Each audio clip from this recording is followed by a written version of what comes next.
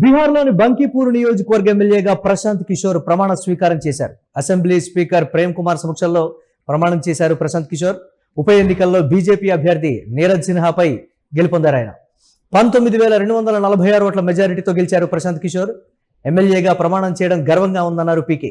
2 నెలల్లోనే నియోజకవర్గంలో మార్పు చూపిస్తారని హామీ ఇచ్చారు. తదుపరి ఎమ్మెల్సీ పంచాయతీ ఎన్నికలపై జనసురాజ్ పార్టీ దృష్టి సారించింది. बिहार के जिस सदन में सदस्य के तौर पर भारत रत्न कर्पूरी ठाकुर जी, कृष्ण बाबू, अनुग्रह नारायण सिंह साहब, नीतीश कुमार जी, लालू यादव जी, केदार पांडे जी, निर्वाचन क्षेत्र संख्या 182 बांकीपुर श्री प्रशांत किशोर।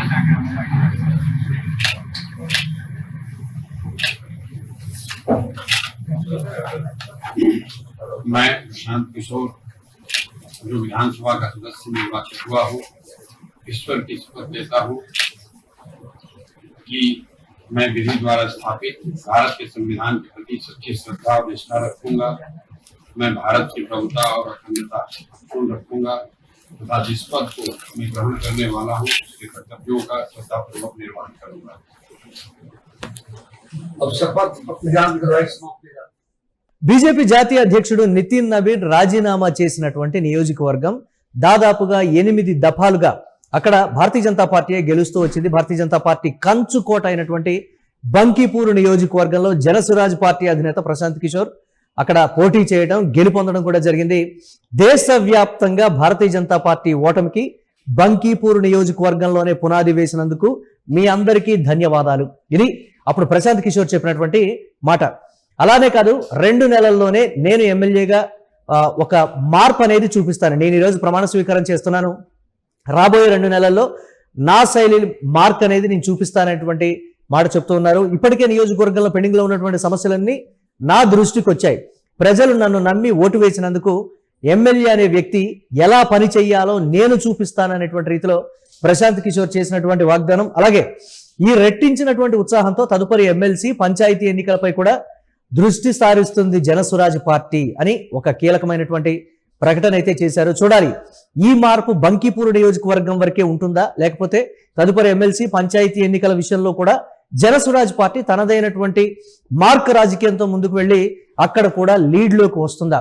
జనసురాజ్ పార్టీ మాత్రమే భారతీయ జనతా పార్టీకి ఒక ప్రత్యర్థి అనేటువంటి కోణాన్ని అయితే తీసుకెళ్తాను నేనని చెప్తున్నారు పీకే. చూడాలి ఏ విధంగా ఉండబోతుంది అనేది. దీనిపై మరిన్ని అప్డేట్స్ మా కరెస్పాండెంట్ వెంకట్ అందిస్తారు. వెంకట్, జనసురాజ్ పార్టీ అధినేత ప్రశాంత్ కిషోర్ బంకీపూర్ నియోజకవర్గ ఎమ్మెల్యేగా ప్రమాణ స్వీకారం చేయడమే కాదు, ప్రమాణం చేసిన తర్వాత ఆయన రాబోయే 2 నెలల్లో నా శైలిలో నా స్టైల్ ఒక మార్కు చూపిస్తాను, నియోజకవర్గంలో ఒక పెద్ద మార్పు అనేది కనిపిస్తుంది అనేటువంటి మాట చెప్పారు. ఏంటి అప్డేట్స్ ఏ విధంగా చూడాలంటారు ఆ మాటని? ఇక్కడ ప్రశాంత్ కిషోర్ విషయంలో మనం అంటే ఖచ్చితంగా అప్రిషియేట్ చేయాల్సినవి కొన్ని ఉన్నాయి. ఎందుకు అని అంటే పార్టీకి సంబంధించి మనం అంటే 2019లో ఏపీలో సినిమా చూసాం. అంటే ఏపీలో జనసేన పార్టీ ఓడిపోయినా సరే పవన్ కళ్యాణ్ అంటే తర్వాత పోటీ చేయకుండా 2024 వరకు ఎన్నికల వరకు ఎదురు చూసినటువంటి పరిస్థితి ఉంది. ఆ సమయంలో పార్టీని కూడా ఆయన నడిపించలేక ఇబ్బంది పడ్డారు. అయితే ఇప్పుడు అంటే మొన్న బీహార్ లో జరిగినటువంటి ఎన్నికల్లో ఆ పార్టీ కనీసం ప్రభావం చూపించలేకపోయినా సరే వచ్చిన అవకాశాన్ని అంటే కీలకమైనటువంటి స్థానం కంచుకోట, బీజేపీ కంచుకోటగా ఉన్నటువంటి ప్రాంతం నుంచి అక్కడ ఎమ్మెల్యేగా గెలవడం ఉప ఎన్నికల్లో అనేది నిజంగా సంచలనమైనటువంటి విషయం. అది నిజంగా చాలా మంది రాజకీయ పార్టీల అధినేతలకు అంటే ఒక కేస్ స్టడీ లాంటిదనే చెప్పుకోవాలి. ఎందుకంటే తనకున్నటువంటి రాజకీయాల మీద ఉన్నటువంటి పట్టు కానీ లేదంటే వ్యూహకర్తగా ఆయన సాధించినటువంటి విజయాలు కానీ చూసుకున్నప్పుడు ఇటువంటిది మాత్రం ఖచ్చితంగా మనం అప్రిషియేట్ చేయాల్సిందే. ఇక నియోజకవర్గానికి సంబంధించి చూసుకుంటే అంటే ఇప్పుడు యువత ఏం కోరుకుంటున్నారు, ప్రజలు ఏం కోరుకుంటున్నారు, వాళ్ళ కనీస అవసరాలు ఏంటి, కనీస అభివృద్ధికి సంబంధించి తీసుకోవాల్సిన చర్యలు ఏంటి, అదే విధంగా గ్రామీణ ప్రాంతాల్లో అమలు చేయాల్సినటువంటి కార్యక్రమాలు ఏంటి అనే దానికి సంబంధించి ఆయనకు స్పష్టమైనటువంటి అవగాహన ఉంటుంది. ఎందుకంటే రాజకీయ నాయకులతో కంపేర్ చేస్తే 4 ఆకులు ఎక్కువ చదివారు కాబట్టి కంపల్సరీ ఆయన ఏం చేయాలనుకున్నాడు, ఆయన ఏం చేస్తే అక్కడ బాగా వేయొచ్చు, భవిష్యత్ రాజకీయ అంటే కంచుకోటగా మార్చుకోవచ్చు అనే దానికి సంబంధించి అంటే బీజేపీ కంచుకోటను తన వైపుకి ఎలా తిప్పుకోవచ్చు అనేటువంటి అంశానికి సంబంధించి ప్రశాంత్ కిషోర్ కి ఒక స్పష్టమైన వ్యూహం ఉందనేటువంటిది మనకు స్పష్టంగా అర్థమవుతుంది. అక్కడ కనుక ఆయన సక్సెస్ఫుల్ గా రాణించగలిగితే, సక్సెస్ఫుల్ గా నియోజకవర్గాన్ని ఒక మోడల్ గా తీర్చిదిద్దగలిగితే మాత్రం భవిష్యత్తులో ఆయన ఒక ముఖ్యమంత్రి అభ్యర్థిగా కూడా మనం చూడటానికి అవకాశం ఉంటుంది అనేటువంటి విషయం అయితే స్పష్టంగా చెప్పొచ్చు. అక్కడ ఉన్నటువంటి సీనియర్ రాజకీయ నేతలు తలపండినటువంటి పార్టీలు ఇవన్నీ కూడా ప్రశాంత్ కిషోర్ ను చూసి ఈ విషయంలో చాలా నేర్చుకోవచ్చు అనేది అయితే మనం చెప్పొచ్చు. అంటే తదుపరి ఎమ్మెల్సీ కావచ్చు, పంచాయతీ ఎన్నికల మీద కూడా జనసురాజ్ పార్టీ దృష్టి పెట్టబోతోంది. మరి బంకీపూర్ నియోజకవర్గంలో అంటే భారతీయ జనతా పార్టీ మీద ఉన్నటువంటి వ్యతిరేకత లేకపోతే ఇతరత్ర అన్ని పనిచేసినాయి అనుకోవచ్చు. మరి రాష్ట్ర వ్యాప్తంగా పంచాయతీ ఎన్నికలు అంటే చాలా కార్యవర్గం కావచ్చు, బూత్ లెవెల్కి సంబంధించి గ్రామాన ఉండేటువంటి పట్టు కావచ్చు, అది మరి జనసురాజ్ పార్టీకి ఉందా? మరి ఎందుకు పీకే ఈ స్టైల్లో కామెంట్ చేశారు అనేటువంటి మాట. గ్రామాన అంటే మనం చూస్తూ ఉంటాం, రాజకీయాలు వేళ్లు కొనిపోయినటువంటి పరిస్థితి. సాంప్రదాయ పార్టీలు ఎప్పటి నుంచో సాంప్రదాయ ఓటు బ్యాంకుని ఉన్నటువంటి పరిస్థితి ఉంది కదా అక్కడ. జాతీయ పార్టీలు కావచ్చు, ప్రాంతీయ పార్టీలు కావచ్చు, ఆ స్థాయి క్యాడర్ కానీ లేకపోతే ఇదంతా జనసురాజ్ పార్టీకి ఉందా? మరి ప్రశాంత్ కిషోర్ కావాలనే అటువంటి కామెంట్స్ చేస్తున్నారని కూడా చెప్తాం. దాన్ని ఎలా చూడొచ్చు అంటారు వెంకట్? ఇక్కడ రాజకీయాల్లో అంటే ఎన్నికల విజయం అనేది 2 ఫ్యాక్టర్స్. ఇప్పుడు మనం చూసుకుంటే జాతీయ స్థాయి రాజకీయాలు ఒక రకంగా ఉంటాయి, స్థానిక రాజకీయాలు ఒక రకంగా ఉంటాయి. ఫర్ ఎగ్జాంపుల్ మీరు చూసుకుంటే పార్లమెంట్ ఎన్నికల్లో 2019 కానీ 2024 పార్లమెంట్ ఎన్నికల్లో చూసుకుంటే తెలంగాణలో భారతీయ జనతా పార్టీ ఎంపీ స్థానాలు ఎక్కువ గెలిచింది. అలాగనే ఎమ్మెల్యే స్థానాలు గెలవలేకపోయింది, అలాగే పంచాయతీలు గెలవలేకపోయింది, వార్డులు గెలవలేకపోయింది, మున్సిపల్ కార్పొరేషన్లు గెలవలేకపోయింది, మున్సిపాలిటీలు గెలవలేకపోయింది, పరిషత్ ఎన్నికల్లో ప్రభావం చూపించలేకపోయింది. కానీ ఎంపీ ఎన్నికలు వస్తే పార్టీ సత్తా దాటుతుంది. అయితే ఇక్కడ ప్రశాంత్ కిషోర్ విషయంలో మనం చూడాల్సింది ఏంటి అని అంటే కొంత అంటే ఇప్పుడు ఆయనకు ఉన్నటువంటి బీహార్ సొంత రాష్ట్రం కాబట్టి, అలాగే ఆయన బంకీపూర్ నియోజకవర్గంలో ఉప ఎన్నిక అనివార్యమని తెలిసిన తర్వాత ఆయన పడినటువంటి కష్టం కానీ అక్కడ అమలు చేసినటువంటి వ్యూహాలు కానీ చూస్తే అంటే స్థానిక సంస్థల ఎన్నికల్లో కూడా అంటే కేవలం తన గెలుపు అనేది బంకీపూర్కు, తన పార్టీ గెలుపు అనేది అక్కడ ఒక నియోజకవర్గానికి లేదా 2-3 నియోజకవర్గాలకు పరిమితం కావద్దు. కంపల్సరీ అది జాతీయ స్థాయిలో ప్రభావం చూపించేటువంటి విధంగా ఉండాలి.